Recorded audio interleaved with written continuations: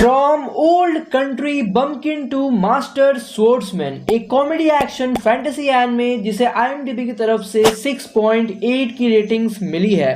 वहीं माई एनिमेलिस्ट की तरफ से 6.96 की रेटिंग मिली है। ये एक लाइट नॉवल एनिमे अडेप्टेशन है और इसे एनिमेट कर रही स्टूडियो पैशन, जिन्होंने इससे पहले हाई स्कूल DxD हीरो और इसुजोकू रिव्यूअर्स को एनिमेट कर रखा है। मेरे लिए इसे जज करना थोड़ा सा मुश्किल है बिकॉज ये इसके मांगा से थोड़ा हट के चलती है। इसलिए अगर किसी ने पहले मांगा पढ़ रखी है तो उसे ऐसा लगेगा कि बहुत सारे सीन्स काट दिए गए हैं, और क्योंकि फाइट सीन्स में CGI यूज किया गया है जो कि नॉर्मल ऑडियंस शायद माफ कर दे watching the first few episodes, but आगे जो CGI यूज किया गया है उन्हें तो मैं माफ नहीं करूंगा। बट स्टिल ये the beginning after the end जितनी खराब तो नहीं है। अगर आप एक्शन सीन्स को छोड़ दोगे तो ये सीन्स आपको मीन्स जो बाकी के सीन्स हैं एनिमे के वो आपको ठीक ठाक लगेंगे, बट इन्होंने इतना सोर्स मटेरियल रिमूव किया है कि कुछ सीन्स आपको समझ भी नहीं आएंगे कि वहाँ से यहाँ कैसे पहुँच गए। बात करें इसके म्यूजिक की तो वो बढ़िया है, ओपनिंग एंडिंग दोनों ही आपको बढ़िया लगेंगे। एपिसोड्स की अगर मैं बात करूँ तो एपिसोड 1 से लेकर 6 तक अच्छा चलता है, फिर थोड़ा सा डिप आ जाता है बिकॉज वहाँ पे पेरेंटिंग दिखाया जा रहा था, और फिर एपिसोड 10 के सेकेंड हाफ से फिर स्टोरी इंटरेस्टिंग हो जाती है। बट CGI कुछ ज़्यादा ही यूज़ होता है गाइस, इसलिए वो एक नेगेटिव पॉइंट पे आ जाता है। तो चलिए अब बात करते हैं प्लॉट की। कहानी है बेरिल गार्डिनेंट की, जो कि एक स्वॉर्ड इंस्ट्रक्टर है, और जैसा कि ट्रेंड चल रहा है वो एक मिडिल एज्ड पर्सन है। तो बच्चों को सिखाते सिखाते उनकी एज हो गई थी 44 ईयर्स, और उनके पिताजी मॉडिया गार्डिनेंट कहते हैं कि इस एज में तो मेरे ग्रैंड किड्स होने चाहिए थे। तो वो बेरिल से पूछते हैं, क्या तुम्हारे दोजो में कोई लड़की नहीं है जो तुम्हारी वाइफ बन सके? बट बेरिल कहता है दोजो कोई रोमांस की जगह नहीं है। तो एक दिन उसके एक स्टूडेंट अलूसिया सिट्रस आती है ये इन्फॉर्म करने के लिए कि उसने बेरिल गार्डिनेंट को as a special instructor appoint किया है, वो भी ऑफिशियल सील के साथ। अगर वो नहीं जाएगा तो उसे डेथ पेनल्टी फेस करनी पड़ेगी। तो वो दोनों जाते हैं कैपिटल, और वहाँ उसे एक और स्टूडेंट मिल जाती है जिसका नाम था कुरुनी। तो वहाँ हाय हेलो करने के बाद जब वो घर आता है तो उसके पिताजी उसे भगा देते हैं और कहते हैं जब तक तुम वाइफ नहीं लाओगे घर पे तब तक घर मत आना, और उसका दोजो उसी का एक और स्टूडेंट संभालेगा नेम्ड रैंड्रेड। तो अब उसे कैपिटल में ही काम करना पड़ेगा, और जब वो रहने के लिए एक इन ढूंढ रहा होता है तो उसे और एक स्टूडेंट मिल जाती है नेम्ड लिसांद्रा। तो यहाँ से उसकी जर्नी कैसी रहेगी एज अ स्वॉर्ड इंस्ट्रक्टर जानने के लिए देखिए from old country to master swordsman. और मैं बता रहा हूँ गाइज उसके बहुत सारे स्टूडेंट्स आपको देखने को मिलेंगे।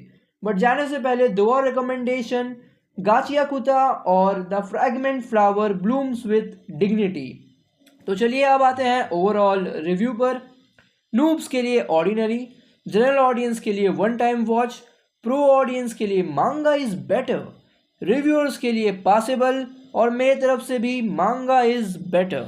तो अब आते हैं सरप्राइज पैकेट पर, और आज मैं फिर से कोशिश करूंगा नूरा the rise of the yokai clan को सेल करने की। Well this should be a starter anime, but लोगों को पता ही नहीं है दिस एनिमे एग्जिस्ट, तो मैं क्या ही कहूँ फिर। वेल इस एनिमे का स्ट्रॉन्ग पॉइंट इसका कैरेक्टर डेवलपमेंट और इसकी एनिमेशन है। वही स्टोरी रिवॉल्व करती है रिकू नूरा के ऊपर कि कैसे वो अपने नूरा क्लैन को प्रोटेक्ट करेगा by becoming the next leader, जहाँ पे 1/4 वो एक योकाई है और 3/4 एक ह्यूमन।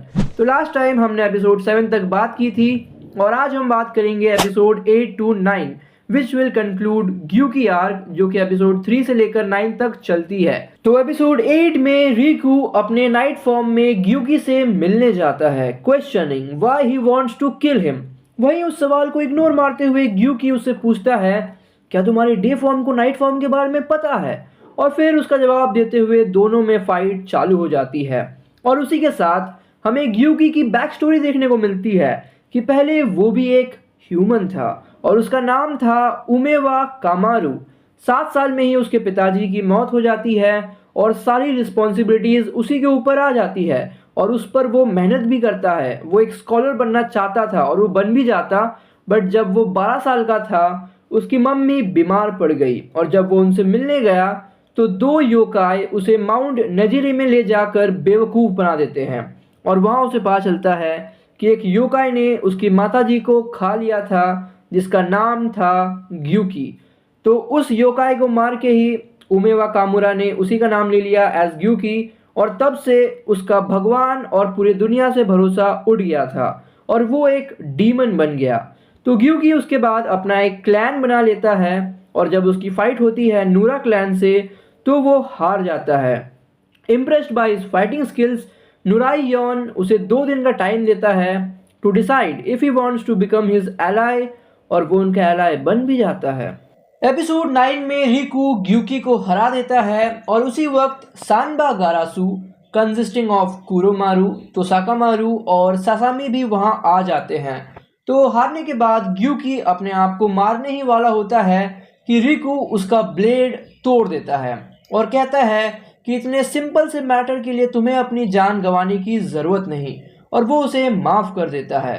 फिर सुबह एक जनरल मीटिंग होती है जहां रिकू के दादाजी अनाउंस करते हैं Riku's candidacy as the 3rd commander, जहां डे फॉर्म में रिकू ग्यूकी को माफ़ कर देता है बिकॉज ग्यूकी के एक्शंस नूरा फैमिली के ग्रोथ के लिए ही थे और उसी के साथ एपिसोड एंड हो जाता है। तो चलिए अब आगे बढ़ते हैं और आज मैं फिर से बात करूंगा डिटेक्टिव कोनन की from episode 13 to 15। Episode 13 was a good case. एक फीमेल क्लाइंट आती है मोरी के पास अपने फादर को ढूंढने के लिए और जैसे ही वो उसे खोज लेते हैं और दोनों रीयूनाइट होते हैं अगले ही दिन उसके डैड मरे हुए मिलते हैं और उस लड़की का अता पता नहीं रहता। सो इससे ये केस और इंटरेस्टिंग बन जाता है। बात करें एपिसोड 14 की then it was a filler episode जिसमें जूनियर डिटेक्टिव लीग मछली पकड़ते टाइम कुछ सस्पिशियस लोगों को स्नाइपर चलाते हुए देख लेते हैं and it was as if the sniper was the hostage. तो स्नाइपर भी ये नोटिस कर लेता है और जूनियर डिटेक्टिव लीग के लिए कुछ क्लूज छोड़ देता है। तो अब जूनियर डिटेक्टिव लीग को with the help of Mori and Megure ये पता लगाना है कि टारगेट कौन है और स्नाइपर उसे क्यों मारने की कोशिश कर रहा। बात करें एपिसोड 15 की the missing cops murder case, ये बहुत ही इजी केस था और आप भी गेस कर लोगे कि आखिर मर्डरर ने क्या ट्रिक यूज़ किया है। तो जूनियर डिटेक्टिव लीग को एक केस मिलता है of a missing cat by their classmate. तो उसे ढूंढते वक्त उन्हें एक डेड बॉडी मिल जाती है बाथटब में, पर जब वो पुलिस को वहां लेकर आते हैं तो वहां उन्हें कोई नहीं मिलता जिससे कि इंस्पेक्टर मेगुरे का ट्रस्ट चल जाता है उन बच्चों से। तो अब कोनन और उसके दोस्तों को ये प्रूव करना है कि आखिर डेड बॉडी गई तो गई कहाँ। तो इसी के साथ हम एंड करना चाहेंगे सरप्राइज पैकेट को।